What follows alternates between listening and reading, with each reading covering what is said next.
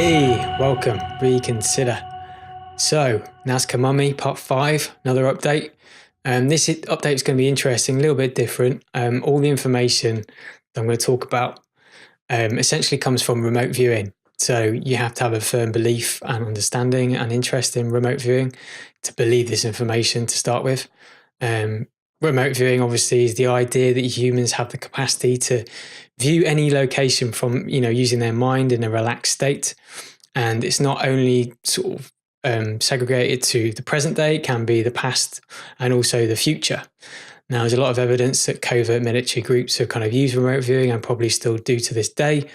And they've designed very sophisticated protocols that they follow to come out with accurate results.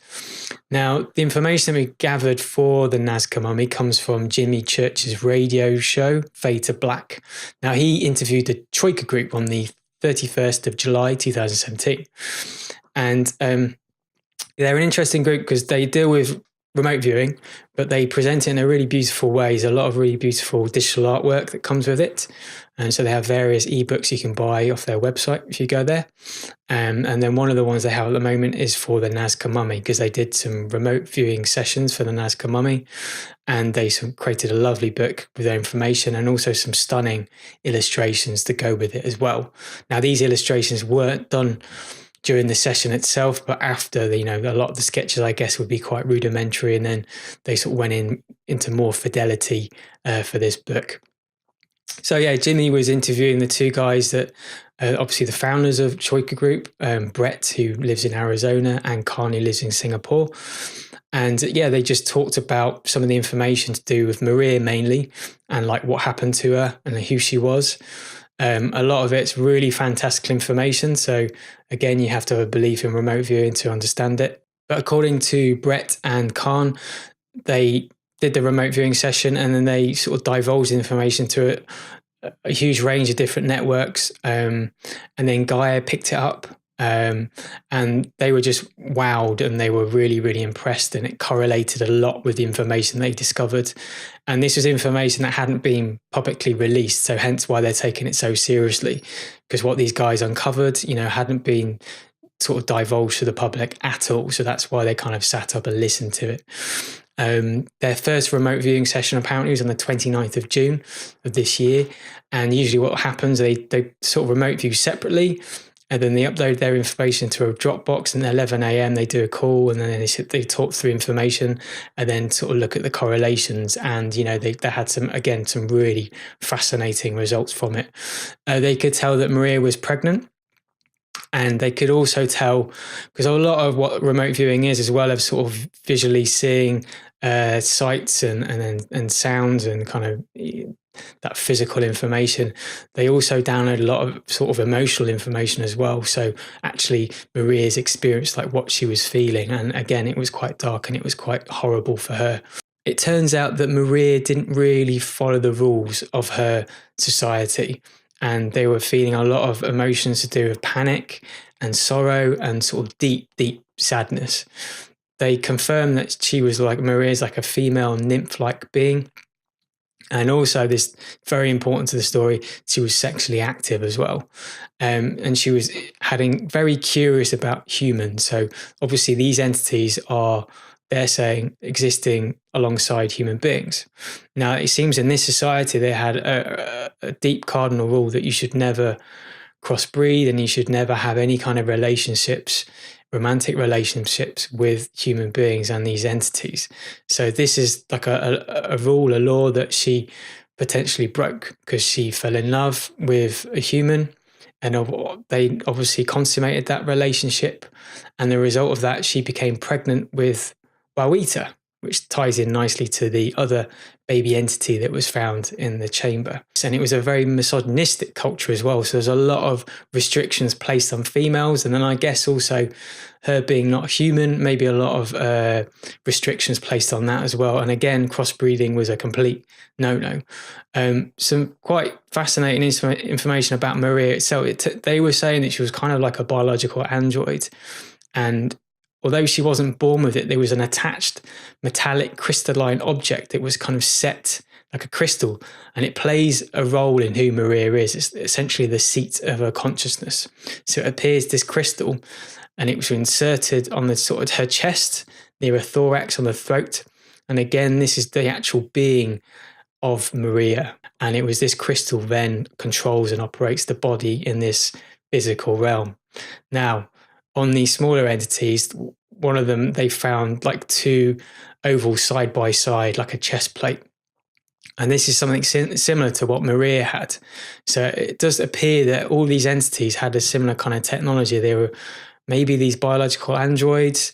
The two smaller beings were reptilian in their origins, but they had that same crystal, which was essentially the consciousness of that particular being. Yeah, quite crazy information, but really interesting. Now, again, Maria broke the rules of this society, and she was punished heavily for it. And she had to appear in front of elders. Now, their punishment is she was tortured quite horribly, and then sent to jail for a particular period of time. But then she met eventual death.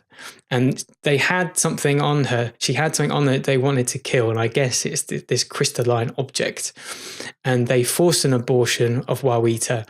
And this is where it could be quite a lot of correlation in terms of information. So the Troika Group was saying if they can sort of see some sort of operation scars on Maria, this confirms, the Wawita is the result of an abortion.